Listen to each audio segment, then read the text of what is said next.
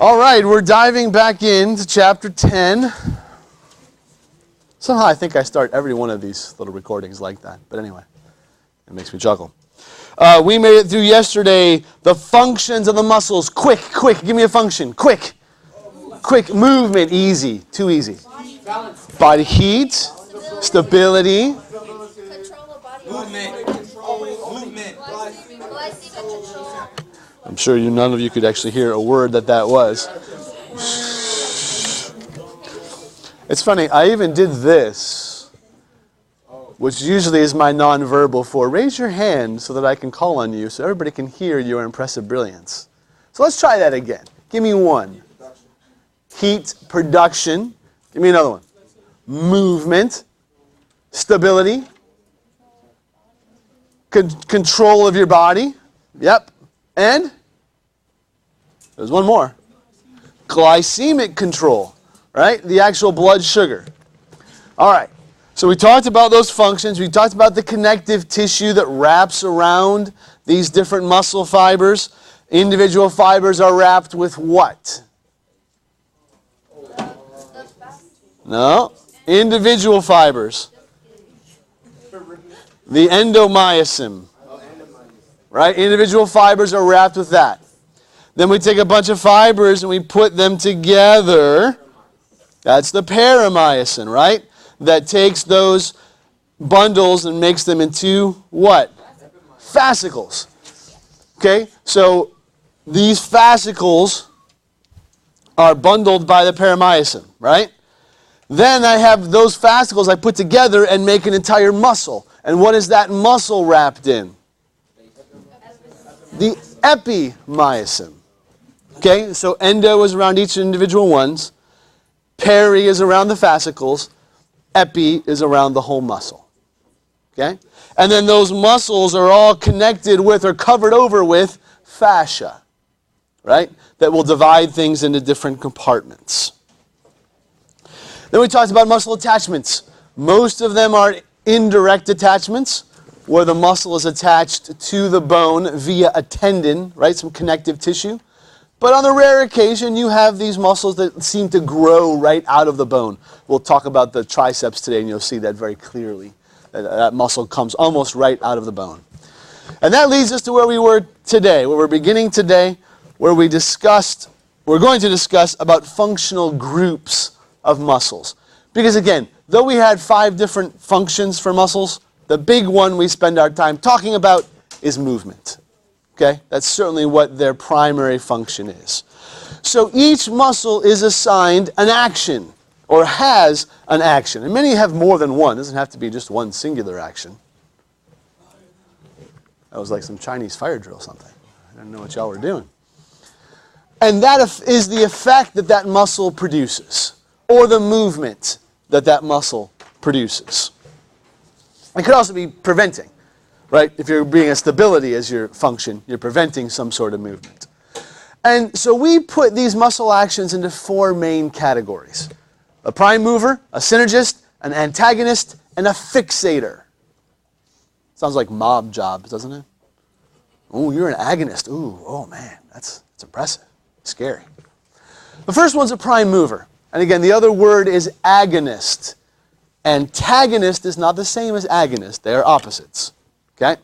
The agonist is the muscle that produces most of the force during a particular joint action. So, we're going to look at elbow flexion, because it's a very easy one to name all 4 of these muscles for. Okay? What muscle do you think is the prime mover for elbow flexion?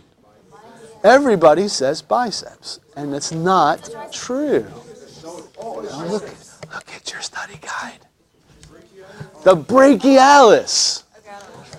The brachialis is that unseen, it doesn't get all the popularity. Nobody asks to see your gun show of where brachialis is.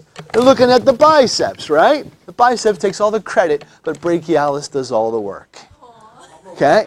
Brachialis is deeper. It's underneath the biceps. I'll show you some pictures here. And the brachialis is the prime mover. It produces most of the force that makes your elbow flex. Okay? A synergist is a muscle that does the same motion that aids the prime mover. So what do you think the synergist is for elbow flexion? Your biceps brachii. Don't forget, you've got biceps femoris too, so you can't just say biceps. It's our biceps brachii. And again, it takes much more of the credit because it's more superficial, right? And so when I repeatedly work it, it gets all big and bulky, and the ladies feel it, and they're like, ooh, wow, that's impressive. Or the men feel it, I guess, and say, ooh, wow, that's impressive. Yeah, you know, it's good. Because I've seen some ladies with some good guns, too. Are you with me? So the synergist, it can give more force. It can help stabilize a nearby joint. It can modify the direction of movement a little bit. But it's working with the prime mover to produce that motion, excuse me. All right, the antagonist. Those of you who are English people, an antagonist in a story is somebody who does what?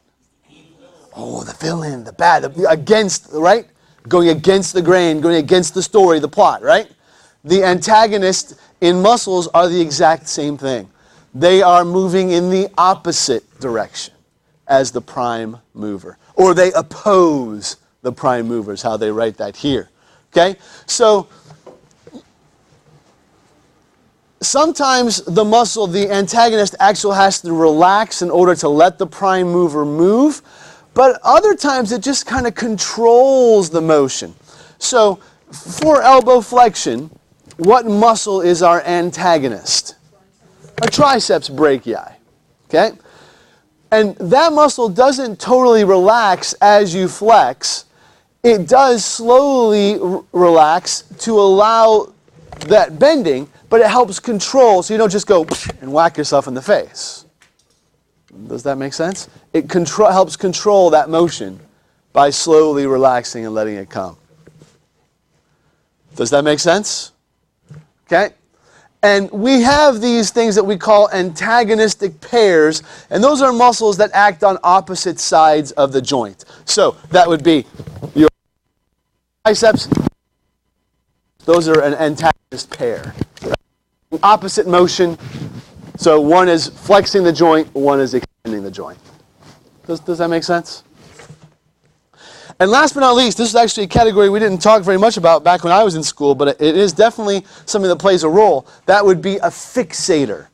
And that is a muscle that prevents movement of the bone. And for elbow flexion, what was the fixator that I talk about there?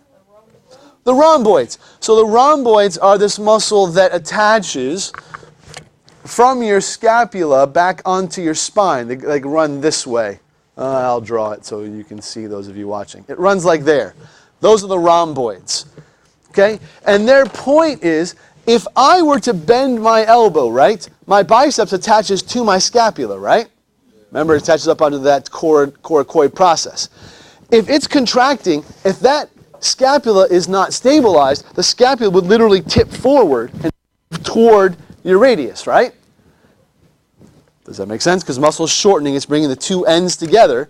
If one end is tied to my scapula and the scapula doesn't stay still, move toward the radius. Does that make sense? So these muscles in your shoulder, your rotator cuff muscles, your rhomboid muscles, I just picked the rhomboids in particular, but the whole muscles around your shoulder are stabilizing it so that when you bend your elbow, it actually bends your radius. It doesn't just move your arm all over the place.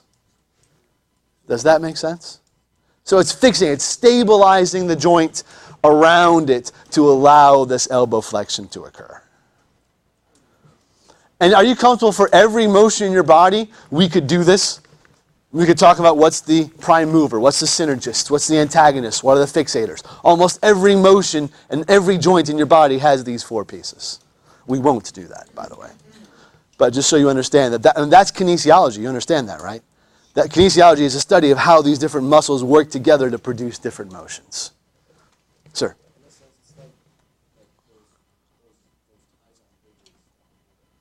Absolutely. Sure, yeah. I like it. I like the analogy. It amazes me if you watch, and again, I'm going to pick on Steph Curry because I really enjoy watching. He's put a lot of stuff out there about how he trains. He trains on a ton of stability motion. right? Remember, this guy who's had serious ankle surgery a couple of times now, done some terrible damage. So his ankle is not very stable, but he works a ton on all these fixator and stabilizing muscles to allow him to make these cuts, to be able to, every time he takes a jump shot, it looks almost exactly the same. Right? Versus if you were to videotape an awful lot of other guys, how they shoot, it's different. It's different each time. And that's why he has such a high percentage, because he's doing the same motion. How do you practice that? Working tons on those stability pieces. It's impressive. It's impressive. Okay, so you see the muscles here. I'm showing you the actual pictures here. Here is biceps, of course, but then here's brachialis. Again, it's underneath, it's deep to biceps, okay? And it comes from the humerus and then attaches down over onto that radiotuberosity on the radius. And it's providing that elbow, it's providing most of the motion for that elbow flexion. The biceps, because it's on the outside and a little more prominent, it gets all the glory. Triceps on the backside, 3 heads, because tri, of course, means 3, right? There's a long head, there's a lateral head, there's a short head. And here, especially, this lateral head, you can see that it attaches right onto the bone. Like there's almost no distinction between the muscle tissue and the bone tissue. There is a little bit of connective tissue between them, but it looks like the muscle is literally growing out of the bone. Versus biceps, you see this nice long tendon right here that attaches it down to the bone. Sir? Yeah, they don't show the third. Yeah, it's kind of blocked. They are wrapped in their own separate connective tissues. Like they have fascial sleeves that kind of hold them in different places. When we do our dissecting, I think you'll see that better. No, I wish, but no. Unless someone's volunteering. No volunteers? Okay. Mm-hmm. Right, exactly. You can actually separate those pieces of it. Yeah, and you'll see it more as we actually do that. Okay? Any questions on those functional groupings? And you'll see the muscles that I give you and the actions actually that I'll give you those pieces on Monday. You will see that there are these pairs, these prime movers, these antagonists, and then pieces that go along with them. Okay, last but not least, for this lecture piece, as we're talking about innervation. Innervation and blood supply. As I mentioned yesterday, are you comfortable that every individual muscle fiber has to have nerves that go to it? Because skeletal nerves are controlled by muscles, by nerves. So the signal has to actually come from the brain to say, hey, contract. And it can't get that signal if there's not nerves that go to it. Okay? And again, this is how medical folk will diagnose injuries, based upon what nerves go to what muscles or what areas of your body. If you're having numbness and tingling in your pinky finger and in your ring finger, I can tell you pretty for sure you have a C8 problem, because that's the nerve that innervates this part of your hand.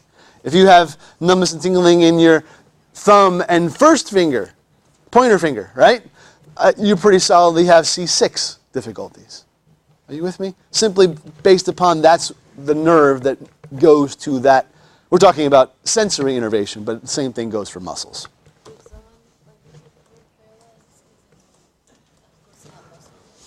Sure, right. So you've seen or you've heard of folks who have been paralyzed, right?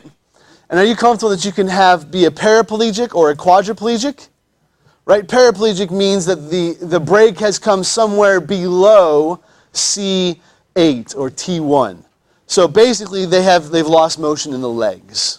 Okay? Usually it's a back injury, so an L1 or 2 or T12, T11, somewhere around there for a paraplegic. Okay? Versus a quadriplegic, you are now above the C5 area, and now your arms aren't working as well.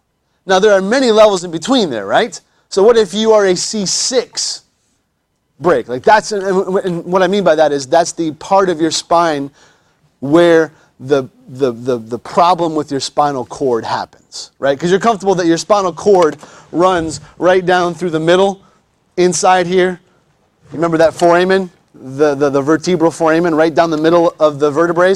That's where your spinal cord is running. So if I were to break that and I sever that spinal cord at C8, so let's go C6. C6. You cannot do tricep extension. Triceps are C7. Okay? A lot of your hand motion is going to be C7, C8, T1. So you would have very little movements of your hands, wrists. Elbows would be okay, could be. Your shoulders are probably going to be okay because those are more C5, C6. Does that make sense? So based upon where the injury occurs, certain muscles will be affected. If you're above that too high, if you get up in that C1, C2 range, well, now the nerves that go to your diaphragm are affected and you can't breathe, so you will die. Unless you're on a ventilator that's keeping you breathing all the time. Does that make sense? The nerves go to specific muscles. Sir?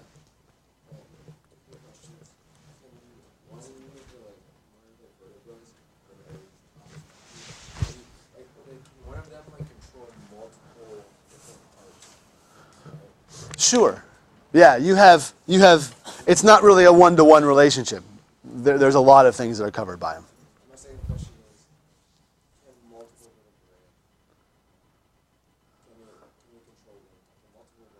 vertebrae, Yes. Yep.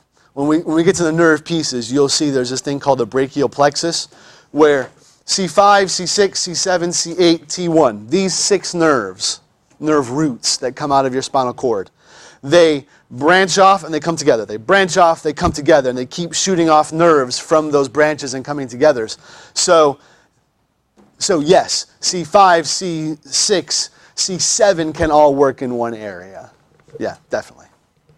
So when someone is paralyzed down, that's like multiple breaks. No, because it's all one chain. If I break it in one spot at C5, nothing can get past that to go down. Oh. So everything below that break would be affected. Yeah, absolutely. so that's why you usually get waist down and not like the waist down. Exactly. Because the brain's here, so it's moving downward. Yep. Wait, so then how, if it's like everything down, how are people like paralyzed only like one side? So that would be a different, that wouldn't be a spinal cord injury, that would be some sort of brain injury.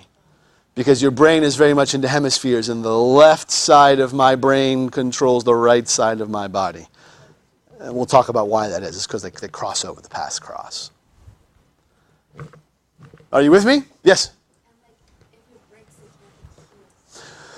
So they're working on that. There's progress that has been made, but no. As of this point, no. There is not a, let me sew you back up and you're back together again. No. Yeah, unfortunately. But maybe in your lifetime. I mean, there's actually much more hope than there was when I was your age. Yeah, ouch. Certainly.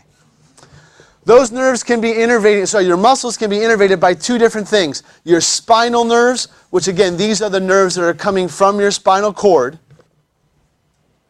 or they can come from the cranial nerves. There are some nerves that come directly out of your brain that go to different areas. Okay? A lot of your facial muscles, the muscles around your head and neck, those get innervated directly from the brain. There are 12 of these cranial nerves that we will learn the names of and what they do when we get to this nervous system chapter piece. But you can have both ways. Does that make sense? Those nerves do not go through the spinal cord. They just come straight out of the brain. All these little holes in the bottom of your skull, that's where the cranial nerves are coming out. Does that make sense? It's where some things are going in also, but it's also where a lot of those nerves come out. Make sense? All right. Blood supply. I thought these numbers were quite interesting, as I had not heard them before I was reading this. Of course, every muscle fiber needs tons of blood, right? because it's performing actions. It needs that oxygen. It needs those nutrients. It needs that ATP to be performing. So an awful lot of your blood gets pumped to the muscles. At rest, about a quarter of the blood that's being circulated is going to your muscles. Which, again, that's pretty impressive. When you're exercising, it can be up to 75% of the blood flow going to your muscles, right? So it's not going, if you're exercising hard, you're not going to be digesting your food. You're not going to be spending a whole lot of time thinking about abstract physics concepts. You're trying to keep the muscles flowing, keep the muscles working. Does that make sense? Cool. All right, and again, there are tons of capillaries. Again, every single muscle fiber is reached by blood, which means there's an awful lot of muscle, of capillaries and blood vessels going to those areas. Okay, that's really the end of the lecture piece. Let's talk a little bit about how muscles are named, and we'll start talking about these figures that are there on page 315 and 316. So, you will see certainly some Latin names. And by the way, your textbook did a really nice job. What I think is there on page 314. Talking about these muscle names as well as learning strategies for how to learn them. Check it out. It's well worth, page 314. It's well worth your time. So you'll see many Latin names, and usually those names are just telling you what the muscle does or what it looks like. So for example, flexor means it's doing what motion? Flexion, duh, of course. Digiti means digits, which means fingers, right? So the muscle that flexes the digits, the fingers, minimi means like small, right? Minimus. So there must be a larger one, right? Like gluteus maximus. You have a gluteus maximus, a gluteus medius, and a gluteus minimus. 3 muscles, all with the same name, different looks, different functions. So flexor, digiti, minimus. So this is the muscle that flexes your fingers. That's the small one, and brevis means short. So it's the short, small one that bends your fingers. Does that make sense? Many times these muscle names just describe what they do. Sometimes the muscle names describe some distinctive feature or some aspect of the muscle. This muscle down here, the outside one, does anyone know the name of it? Your calf, right, but we have a better name than that. Your gastrocnemius. You heard people, oh, those got some nice gastrocs on that guy. Wow, that's pretty impressive. But underneath that gastrocnemius is a muscle called the soleus. Soleus is fish. If you look at that muscle, it looks like a fish. It has like a center line, just like the fish, and the things go out from it. If you ever filleted a fish, and you look at it, looks like a soleus. The soleus muscle looks just like a fish. And again, that's Latin for fish, soleus.